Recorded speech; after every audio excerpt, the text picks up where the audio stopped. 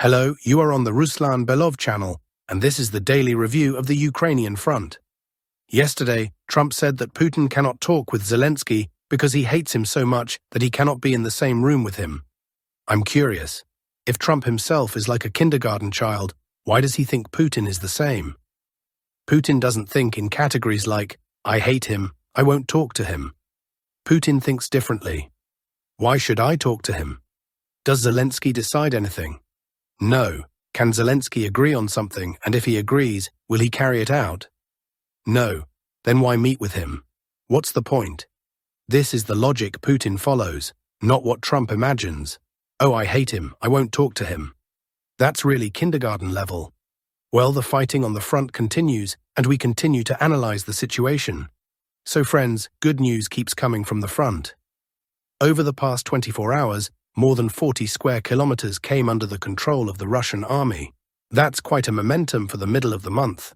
The main successes were shown in the south by the fighters of the Vostok grouping. There they broke through by more than 7 kilometers. But let's go step by step. We'll get to the Vostok sector closer to the end of the report. We'll start with Sumy region, where the Ukrainian armed forces yesterday tried to launch a powerful counterattack near the village of Alexevka. This salient seems to bother them, probably because the Russian side still controls the village and they want to take it back. After all, Zelensky told them, by mid-October, fully liberate Sumy region. There's about a month left, so the local command is trying to show something. They attacked from the direction of Malaya Korchakovka, but from the very beginning it was clear this plan was suicidal. They barely managed to advance at all, after which 2 BMPs were destroyed by Russian drones. Part of the Ukrainian infantry managed to evacuate. Well, 2 Ukrainian soldiers ran toward the tree line, but Russian drones tracked them, and as you can guess, their fate ended badly. So, although Ukrainian media figures all wrote yesterday that the AFU were successful in Sumy region, advancing and recapturing territory, in reality there was no success. Their assault group was destroyed, and that was it. As for Russian advances in Sumy region, things are quiet. In September they moved only in the southern part of Yunakovka, and that's basically it. But one simple thing must be understood. The Russian command pulled 70% of its forces out of Sumy, transferring them to Donbass. So there was a grouping of 100%, 70% was removed, and 30% was left. Just enough to hold the occupied lines.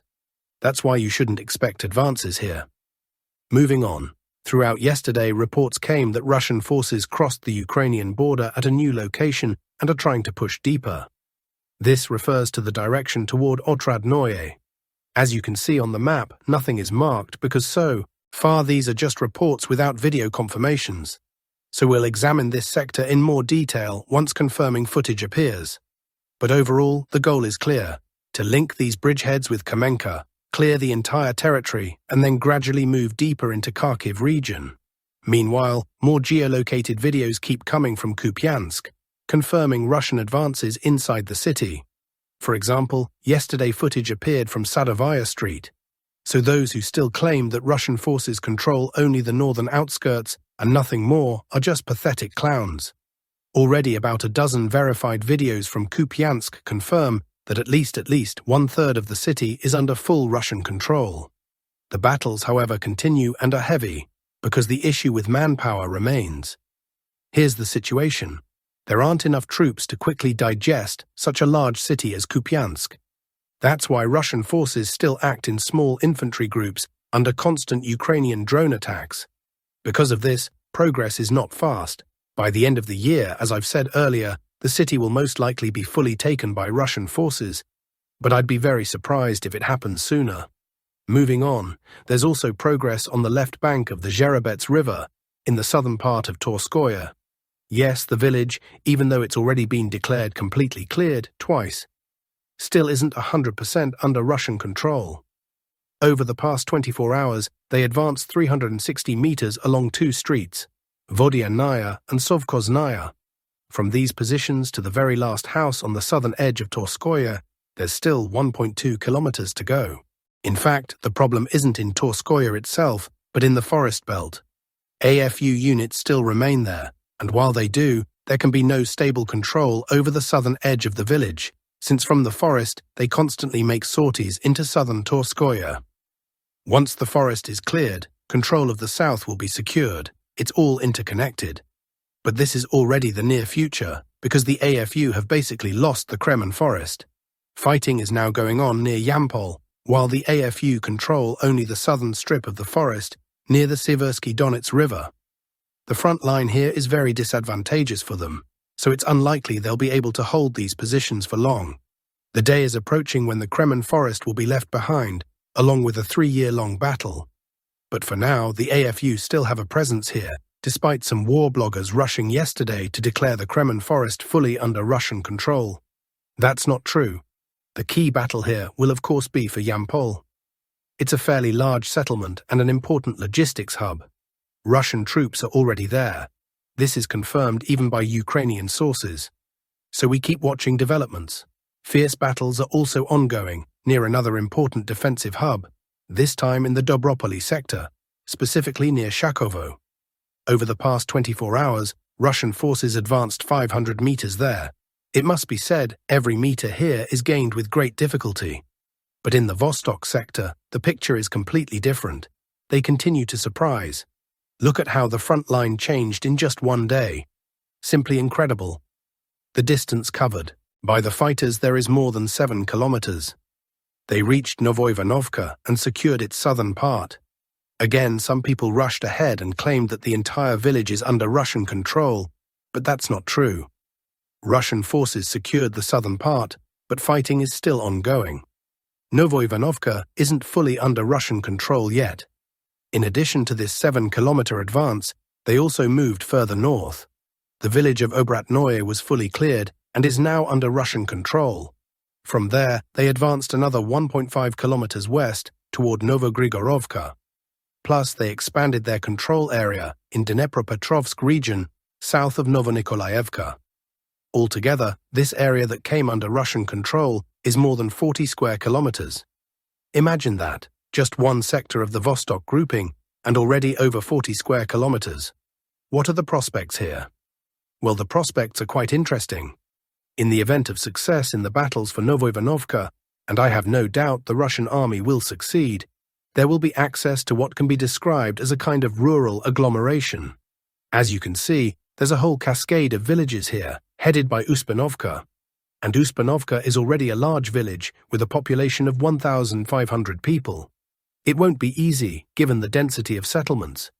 But if this entire rural agglomeration comes under Russian control, then the road opens for a flanking move against the AFU grouping in Gulyapol. In fact, everything happening here is preparation for the battle for that city. If the Vostok grouping fighters don't get bogged down, there's a chance that by the end of the year, Gulyapol will come under Russian control. What else can be said?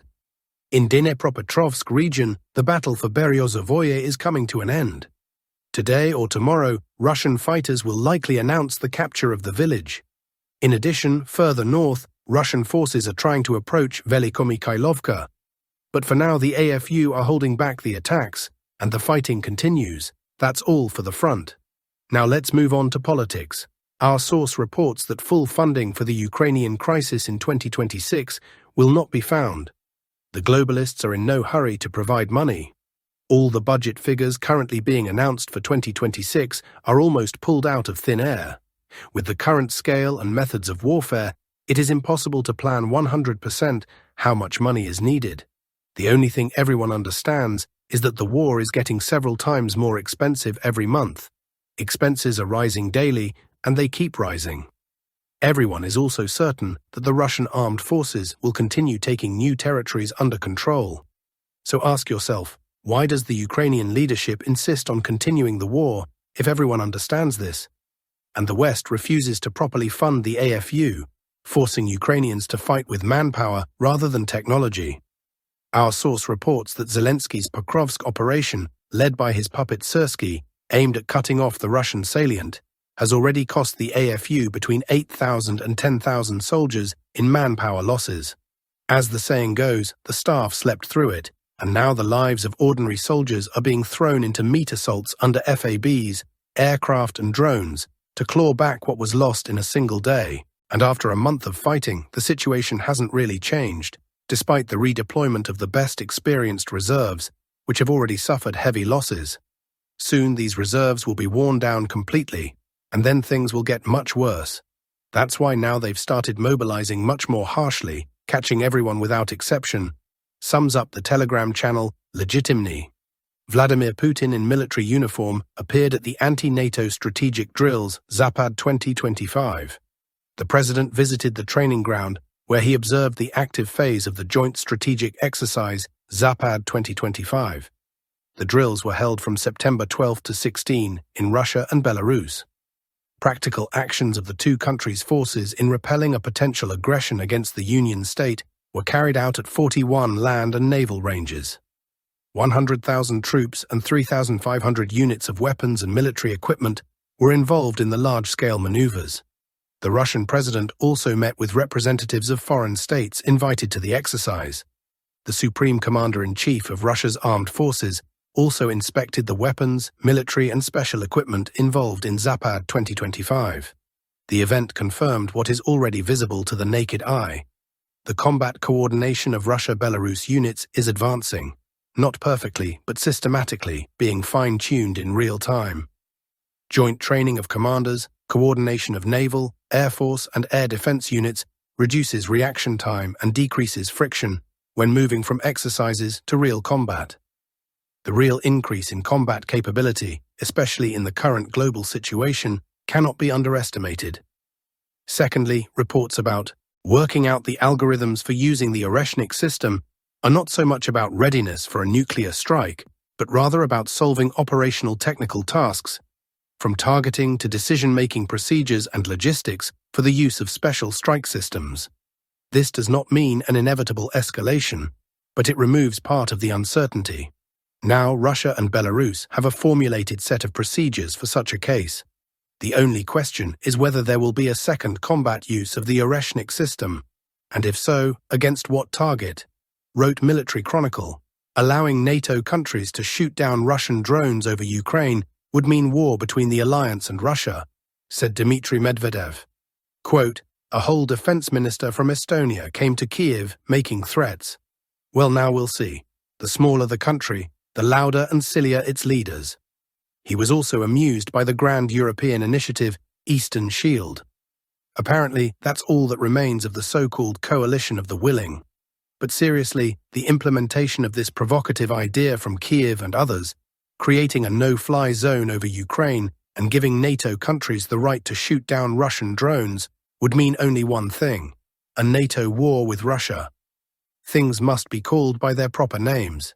As for the theft of Russian property in the form of loans to Ukraine under Russian assets, a scheme being pushed by various Brussels and EU officials, if this happens, Russia will pursue the EU state as well as EU bureaucrats from Brussels and individual countries that attempt to seize Russian property, until the end of time, by every possible means. With no statute of limitations for claims against them, nor for criminal liability for international crimes, in all possible international and national courts, and in some cases even through extrajudicial means. The Austrian Foreign Minister, Beate Meinl-Reisinger, recalled the former greatness of the defunct empire and Vienna's status in world diplomacy. Nearly 2 months after she spoke about the need to join NATO, she suddenly declared that negotiations between Russia and Ukraine should take place in Austria, since it is a neutral country that should not join alliances. Allegedly, she is categorically against joining. Apparently, the buzz from Austrian schnapps has worn off. Beate sobered up and became very frightened. US President Donald Trump put forward new conditions for imposing additional sanctions against Russia, stating he would do so only if all NATO members followed suit, stopped buying Russian oil, and imposed high tariffs on China. As you know, NATO's commitment to victory in Ukraine does not reach 100%, and some countries' continued purchase of Russian oil is simply shocking. This greatly weakens your position and negotiating strength with Russia, Trump said.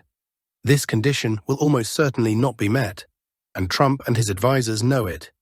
The largest European buyers of Russian oil are two countries whose leaders Trump admires, Hungary and Turkey, and they will not give up supplies, notes the New York Times.